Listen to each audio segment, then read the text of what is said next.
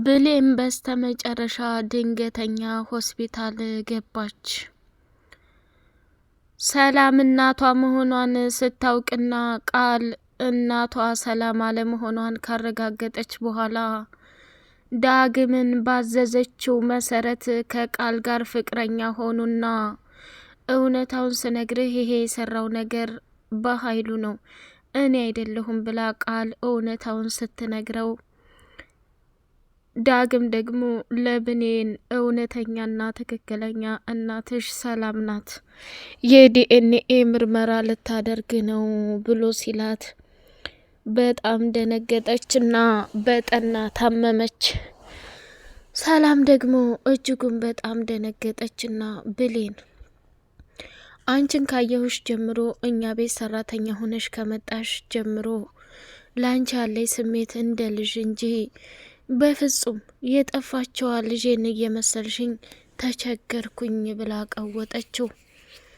የዳግም እናት ወይዘሮ ገነት ወይንም የብሌን አሳዳጊ እናት ከሚባለው በላይ አበደች። ዳግም ደግሞ በድንገት ብሌን ታማ ወደ ሆስፒታል ስትሄድ ራሱን መቆጣጠር አቃተውና ፍጥጥ አለ። ዶክተሮቹም በሚያሳዝንና በሚገርም ሁኔታ ስሙ የብሌን ቤተሰቦች እነማን ናችሁ አለ።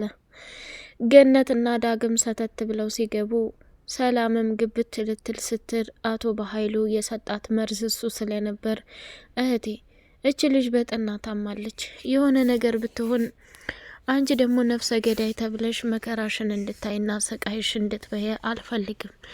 ነይ ወደዚህ እነሱ ይግቡ፣ አንድ ተራ የኛ የቤት ሰራተኛ እንጂ ይህን ያክል ለብሌን የምትንሰፈሰፊላትና የምታዝንኝላት ለምንድን ነው ብሎ አቶ በኃይሉ ሲያፋጥጣት ሰላምም ድርቅ ብላ ቀረች። ገነትና ዳግም ከዶክተሩ ጋር ተገናኙና ብሌን ራሷን ስታ ከወደቀች በኋላ ብዙ ደም ስለፈሰሳት የማስታወስ እድሏ እጅግ በጣም ከባድ ሊሆን ስለሚችል ከባድና አደገኛ ክትትል ያስፈልጋታል። ምክንያቱም በጣም በሚያሳዝንና በሚገርም ሁኔታ ራሷን ስታ ከወደቀች በኋላ ብዙ ነገር ደርሶባታል። እንክብካቤ ያስፈልጋታል። ካጠገቧ ሁናችሁ ልትንከባከቧትና እስከምታገግም ድረስ ልታስቸግራችሁ ትችላለች ብሎ ተናገረ። ገነትም አናቷን ያዘችና ወይኔ አንድና ብቸኛ አይኔን አጣሁኝ እያለች ትቀውጠዋለች። ዳግም ደግሞ እማዬ ተረጋጊ፣ ለበጎ ነው፣ ትንሽ ነገር ነው ብሌንን ያጋጠማት እና አንቺም ይህን ያክል ማሰብ የለብሽም። አሁን እኮ ሆስፒታል ሕክምናውን ከተከታተለች በኋላ ነጻ ትሆናለች፣ መድኃኒቱንም ከወሰደች ደህና ትሆናለች። ይህን ያህል ራስሽን ማበሳጎል የለብሽም ብሎ ዳግም እናቱን ማረጋጋት ሞከረ። ዳግም እኔ ብሌንን አጥቼ በፍጹም መኖር አልችልም። ይህን ያክል ጊዜ መስዋዕትነትና ዋጋ ስከፍልላት የነበረችው አንዷና ብቸኛ ልጄ ናት። እባክ የትም ገብተህ የትም ብሌንን አድንልኝ ብላ አለችው። እማዬ አታስቢ፣ ለእኔም እኮ ብሌን ታስፈልገኛለኝ። ያለሷ ማን አለኝ? ህይወቴ እኮ ናት። የፈለገችውን ዋጋ በሙሉ ከፍዬ አድንልሻለሁ ብሎ ቃል ገባላት። ዳግም እንግዲህ ዶክተሮቹን አናግሮ ወደ ውጭ ከወጣ በኋላ ሰላምዬ እጁን ያዛረገችውና ዳግም የብሌን ነገር ምንድን ነው? ሰላም እውነት ለመናገር ብሌን በጣም ተጎድታለች። ራሷን ስታ ከወደቀች በኋላ ብዙ ነገር ስህተት ተፈጥሯል። አሁን ለሕክምና ብዙ ገንዘብ ያስፈልጋል። እኔ ደግሞ የግድ መስራት አለብኝ ብሎ ሲላት አታስብ፣ ለገንዘቡ ለብሌን ያልሆነ ለማንም ሊሆን አይችልም። እኔ ትናንትና ከባኃይሉ ጋር ከባድ ችግርና ጦርነት ፈጥረን ራሴን አሞኝ የትና ምን ላይ እንደወደቀች እንኳን አላየኋትም ነበር። ወይኔ ልጄ እያለች ሰላምም ለብሌን መውደቅና ድንገተኛ አደጋ መድረስ እጅጉን በጣም እያዘነችና ከፍቷት ትገኛለች። ሰላም ሰላም! ውድ የተከበራችሁ የተወደዳችሁ የቻናሌ ቤተሰቦች እጅጉ በጣም ልብ አንጠልጣዩ የሆነው የአደራ ድራማ እንደቀጠለ ይገኛል። ቻናሉን ላይክ፣ ሰብስክራይብ እያደረጋችሁ አበረታቱኝ። ቃል በስተመጨረሻ የሰላም ልጅ እንዳልሆነች እስከ ዛሬም ድረስ በፍጹም አንቺ ልጄ አትመስልኝም፣ ወንድሜ እዚህ ስላመጣሽ የግድ ወንድሜ ዋሸኛል ብዬ ስላላሰብኩኝ ልጄ ነሽ ብዬ አምኜ ተቀብዬ ነበር። ሁኔታሽ እኮ ጭራሽ እኔ ወልጄ ያሳደግኳትን ልጅ አትመስሊም ነበር ቃል። እውነቱን ልንገርሽ፣ አንቺ እዚህ ቤት ለጥቅምና ለገንዘብ ከሆነ ከባህሉ ጋር የመጣሽው እች ገንዘብ እና የሰው ንብረት ዘራፊ ወንጀለኛ ናት ብዬ እድሜ ልክሽን መቀመቅና እስር ቤት ነው ማዳፋሽ አለቻት።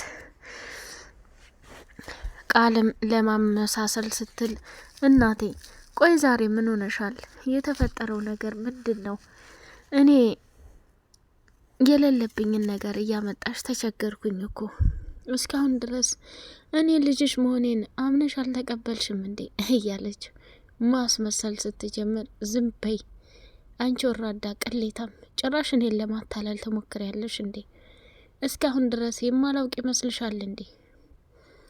ታሪከኛ ነሽ፣ ጉደኛ ነሽ እያለች እጅጉን በጣም አዘነችባትና አቶ በኃይሉም ደግሞ እስካሁን ድረስ ስትሸውደኝና ስታታልለኝ የነበርኩት እኔ እናተ ልጅ እህትህ አይደለው እንዴ?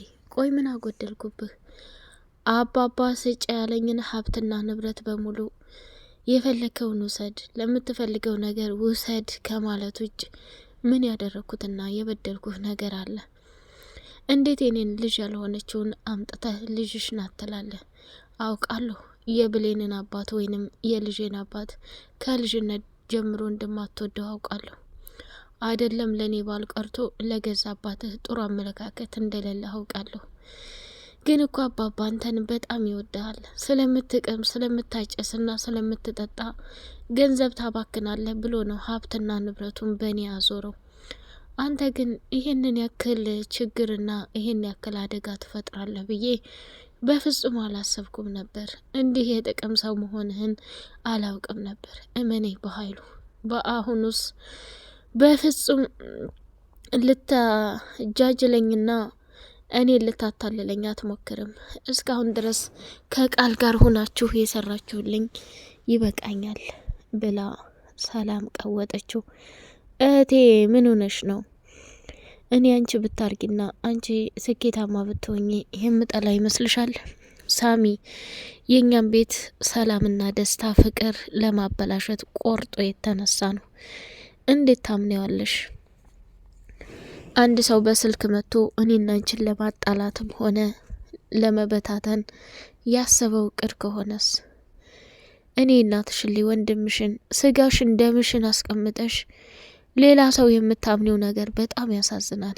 እህቴ ልታዳምጭኝ እፈልጋለሁ። ምናልባት እኔ ዛኔ ልጅሽን ፍለጋ ላይ በነበርኩ ጊዜ እንግዲህ አምጥቶ የሰጠኝ ሰውዬም ተሳስቶም አውቆም ሊሆን ይችላል። እስኪ ተረጋጊ፣ ሁኔታውን ሁሉ አጣርቼ የምደርስበት ይሆናል ብሎ ሲላት፣ አይ አሁንማ እጄን አጣጥፌ የምታለል ሰው አይደለሁም። ብሌን ልጄ ናት አይደለችም የሚለውን ነገው ነው በዲኤንኤ ምርመራ የማረጋግጥ ይሆናል። ያኔ ቃል ወተሽ የምትገቢበት ቦታ አንተም ከዚህ ከቤት ኮተትህን ይዘህ የምትወጣበት ቀን ነው ብላ አለችው። ደነገጠና አቶ በኃይሉም ድርቅ ብሎ ቀረ። ቃልም ደግሞ እኔ ዛሬ የምታወሩት ነገር በፍጹም እየገባኝ አይደለም ማሚዬ፣ እኔ ሰተት ብዬ ወደ መኝታ ክፍሌ ልግባ አይደል ብላ አለች። አይ መግባት አይጠበቅብሽም፣ ያንቺም እውነታ የሚጋለጥበት የወንጀለኛ ተባባሪ መሆንሽ የሚፈጥበት ቀን ነው ብላ አለቻት። ሳሚ እንግዲህ በአቶ በኃይሉ ስልክ ደውሎ እኔን እንደዚህ ማጨናነቅና ወይንም ደግሞ ምንም ለማድረግ እንዳትሞክር፣ አይ የምትል ከሆነ ብሌን የሰላም ልጅ እንዳልሆነች እውነታውን እነግራታለሁ። እንዲሁም ደግሞ የአባባን የገዛባትህን ሀብትና ንብረት ሰላም ስለያዘች ከሰላም ቀምተህ ልትጠቀም መሆኑን እውነታውን እነግራታለሁ የሚለውን ድምጽ ሁሉ የሳሚን ከሰማች በኋላ አቶ በኃይሉም ከመኝታ ክፍሉ ሲመጣ የእሱን ስልክ የያዘችው ሰላም ናት። ከሳሚ ጋር እያወራች መሆኑን ሲያይ ተንቀጠቀጠ። ፈጨጨ። አንተ ውሻ፣ እውነቱን የነገርካት አንተን አይደል? እኔ ነኝ የምገልህ፣ እኔ ነኝ የማጠፋ። ሳሚ እንዴት ተጫወትክብኝና እቅዴን ሁሉ ገደል እንዳስገባህብኝ አትቀርም ብሎ ለብቻው ሲያወራ ምን እየሆንክ ነው? አሁን እኮ ሁሉንም ነገር አወቅኩኝ፣ ነቃሁኝ። የሌለ ነገር ስትፈላሰፍ ነበር። አየህ፣ ሁል ጊዜ የማይረባና ደስ የማይል ነገር አታድርግ እያልኩ ስል የነበረው ለዚህ ነው። ዛሬ እጅ ፍንጅ ከይዘሃል ብላ ወሰነች። ቃል ደግሞ በር ላይ ተለጥፋ ይሄ ከይሲ ይሄ ጉደኛ ሰውዬ እኔንም እንደሚከዳኝና እንደሚሸመጥጠኝ አቅ ነበር። ዛሬ ጭራሽ ባስ ብሎ በሚያሳዝን ሁኔታ እኔን አሳልፎ ወንጀለኛ ምንም እንደማያውቅ አድርጎ እየነገራት እኮ ነው። ምን አባቱ እያሳመናት ይሆን ብላ ተንቀጠቀጠችና ያላት አማራጭ መካከል ላይ ገብታ ነገሩን ለማጥፋት ነበር። ሰላም ግን ስላመረረች ቀጥ ለጥ ብላ ወደ መኝታ ክፍሏ ገባች። የዳግም እናት ከጎረቤቷ ጋር ከባድና አደጋ ጦርነት ፈጠረች። ጎረቤቷ በኃይሉ ጋር እንደምትሰራና እንደምትገናኝ በተደጋጋሚ ዳግም ሲናገራት፣ ጎረቤቴ በፍጹም ይሄን ነገር ልታደርግ አትችልም፣ እኔን አሳልፋ ለዛ ለጅብ ልሰጠኝ አትችልም ብላ አምናት ነበረ። ግን ራሷን ስታ በድንገት ስትመጣ ውሃው ላይ ምን እንደጨመረችበት አይታወቅም። ብሌን ገነት በድንገት ራሷን ስታ ስትወድቅ ውሃ ልታመጣ ስትሄድ ጀሪካኖቹ ባዶ ናቸው።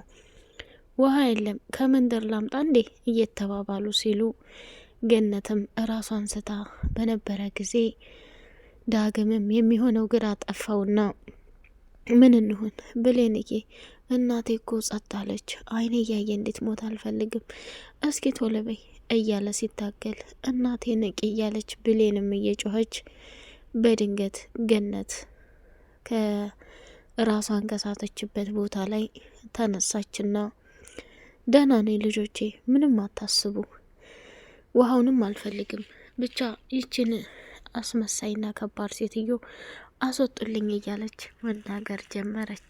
ከዛ ዳግም እችን ሴትዮ ላያት አልፈልግም አስወጣልኝ ብላ ስትጮህ ዳግም የሆነ ነገር እንዳለ ጠረጠረና ቆይ ምንድን ነው ነገሩ?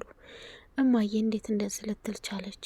አለና የገነት ጎረቤት መታ ስማ ዳግም አባት በምን እንደሞተ ታውቃለህ? በሰው እጅ ነው የተገደለው ብላ ስትለው ደነገጠና ፍጥጥ አለ። እቺ ተኩላ እናትህ ሚስጥሩን ደብቃ አልነገረችም። ስለዚህ አባትህ እንዴት እንደሞተና ማን እንደገደለው አጣርተህ ድረስበት ብላ ስትለው ደነገጠና ገነትም አፍራ አስወጡልኝ እያለኝ በጩኸት ቀወጠችው። ብሌንም ግራ ገባትና እማዬ ምንድነው እየሰማሁ ያለሁት? ጎረቤታችን የምትለው ነገር ልክ ነው? አባቴን የሞተው በሰው እጅ ነው እያለ ሲያፋጥጣት ብሌንም አዎ እውነቱን ተናገሪ እናቴ፣ ቆይ ምንድነው እየሰማን ያለ ነው? ችግሮችሽን ብቻሽን አትጋፈጭ፣ እኛ አለንልሽ ብላ ለማረጋጋት ሞከረች። ውድ የተከበራችሁ የቻናሌ ቤተሰቦች በቀጣይ ፓርት እስከምንገናኝ ላይክ፣ ሰብስክራይብ አድርጉ። ሰላም አለይኩም ወራህመቱላሂ ወበረካቱ።